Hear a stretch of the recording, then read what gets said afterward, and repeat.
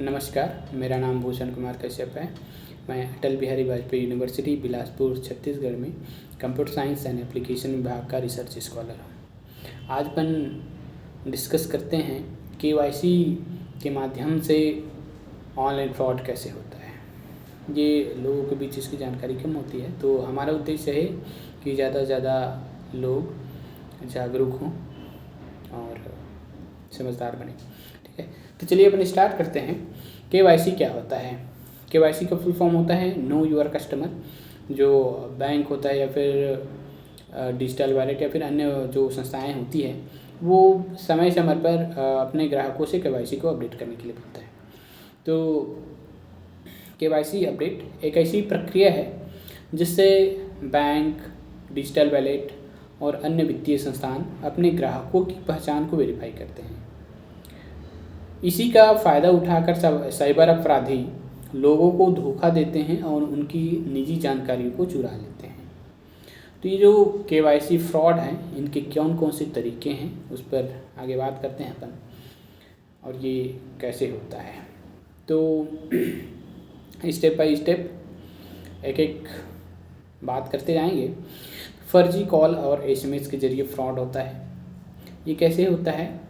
जो फ्रॉडस्टर्स होते हैं वो बैंक, पेटीएम, फ़ोनपे, गूगल पे, इन वॉलेट्स के या फिर जो अन्य कुछ फाइनेंशियल सर्विस प्रोवाइडर्स हैं, उनका प्रतिनिधि बनते हैं। उनका फर्जी प्रतिनिधि बनते हैं और फिर आपको कॉल, मैसेज, एसएमएस भेजते हैं। वे कहते हैं कि आपका केवाईसी अपडेट नहीं हुआ है और अगर आप तुरंत अपडेट नहीं किया तो आपका अकाउंट बंद हो जाएगा। फिर वो आपसे ओटीपी पूछेंगे और बैंक डिटेल्स पूछेंगे या अन्य पर्सनल इन्फॉर्मेशन मांगते हैं। जैसे कि फॉर एग्ज़ाम्पल, उदाहरण के लिए अपन बताते हैं कि मैसेज आता है कि प्रिय ग्राहक, आपका केवाईसी अपडेट नहीं हुआ है, इसे तुरंत अपडेट करें और अन्यथा आपका बैंक अकाउंट बंद हो जाएगा। केवाईसी अपडेट करने के लिए नीचे दिए गए लिंक को क्लिक करें। अब क्या होता है, यदि व्यक्ति उस लिंक पर क्लिक करता है तो वो नकली वेबसाइट पर पहुंचाता है जहां उसे लॉगिन डिटेल्स डालने के लिए कहा जाता है। अब लॉगिन डिटेल्स में आप अपना फॉर एग्ज़ाम्पल बैंक का इंटरनेट बैंकिंग का जो आईडी पासवर्ड होता है उसको डाल दिए। वो आईडी पासवर्ड उनके पास पहुंच गया। अब आपके पास ओटीपी आता है, उस ओटीपी को भी आपने उस वेबसाइट में डाल दिया, वो ओटीपी भी उनके पास पहुंच जाएगा और आपका बैंक अकाउंट खाली हो जाएगा। ये एक तरीका होता है। दूसरा होता है फर्जी केवाईसी लिंक अपडेट और वेबसाइट के जरिए। ठीक है, तो फर्जी लिंक और वेबसाइट के जरिए कैसे फ्रॉड होता है उसको देखते हैं अपन। साइबर अपराधी जो होते हैं वो फर्जी वेबसाइट या मोबाइल ऐप बनाते हैं। ये ऐप्स बिल्कुल असली बैंकिंग या डिजिटल वॉलेट जैसा दिखाई देता है, जिससे जो ग्राहक होते हैं, जो जनता होती है, वो जल्दी फंस जाते हैं। वे क्या करते हैं, एसएमएस, व्हाट्सएप, ईमेल या सोशल मीडिया के जरिए नकली केवाईसी अपडेट लिंक आपको भेजते हैं। अब यदि व्यक्ति इन लिंक पर क्लिक करता है और अपनी जानकारी प्रदान करती है, दर्ज करती है, तो उनकी बैंकिंग डिटेल्स, पासवर्ड्स और अन्य जानकारियाँ जो चाहिए गई होती है वो डालते हैं, तो वो जो फ्रॉड होते हैं उनके पास पहुंच जाता है। वो फ्रॉड इनका गलत उपयोग करते हैं। ठीक है, जैसे कि फॉर एग्ज़ाम्पल फ्रॉडस्टर आपको मैसेज करते हैं कि डियर एसबीआई ग्राहक, आपका केवाईसी एक्सपायर हो गया है, कृपया तुरंत इस लिंक पर क्लिक करके अपना केवाईसी अपडेट करें।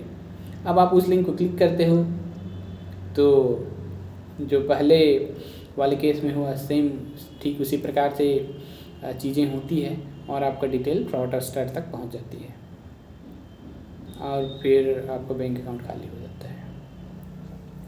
तीसरा जो तरीका होता है वो होता है रिमोट एक्सेस। रिमोट एक्सेस के जरिए, ठीक है, तो रिमोट एक्सेस ऐप्स का यूज़ किया जाता है। जैसे कि फ्रॉडस्टर आपको KYC अपडेट के लिए कुछ ऐप्स होते हैं, ठीक ना, कुछ ऐप होते हैं जैसे कि एनीडेस्क का टीमवीवर, क्विक सपोर्ट, इनको डाउनलोड करने के लिए बोलते हैं।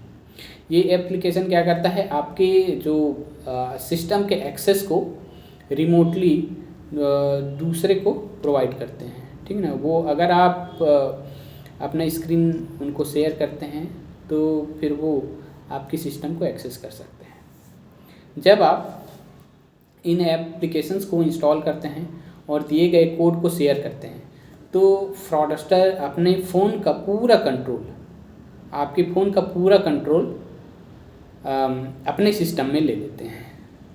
वे बैंकिंग एप्लीकेशन, OTP, पिन आदि एक्सेस कर सकते हैं और आपके अकाउंट से पैसे निकाल सकते हैं।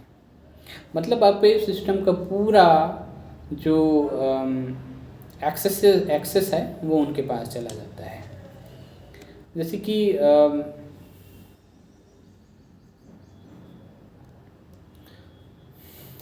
ठीक है, चौथा होता है व्हाट्सएप और ईमेल के जरिए KYC फ्रॉड कैसे होता है।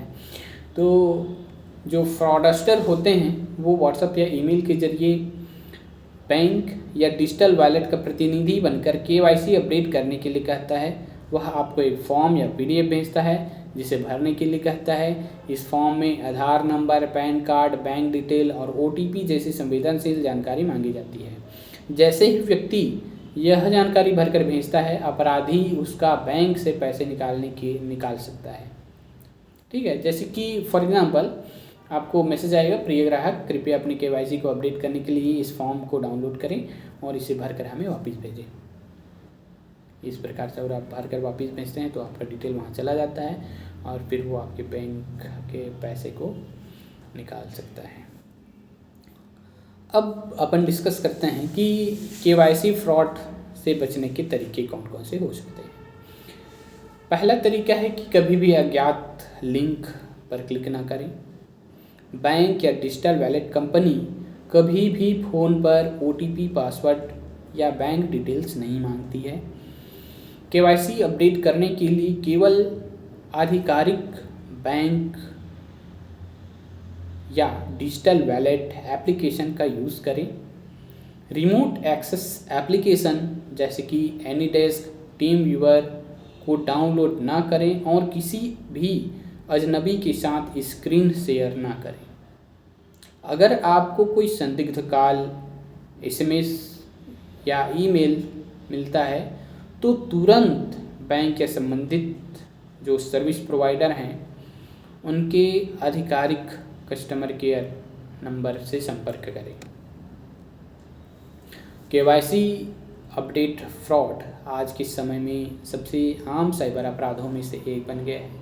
जागरूकता और सतर्कता ही इससे बचने का सबसे आसान तरीका है। अगर आपको कोई भी कॉल, मैसेज में डाउट होता है तो बिना उसको वेरीफाई किए जानकारी साझा नहीं करनी चाहिए, जानकारी शेयर नहीं करनी चाहिए। तो आज के लिए इतना ही। अगर किसी अन्य टॉपिक पर आपको जानकारी चाहिए हो तो कमेंट में अवश्य बताएं। धन्यवाद।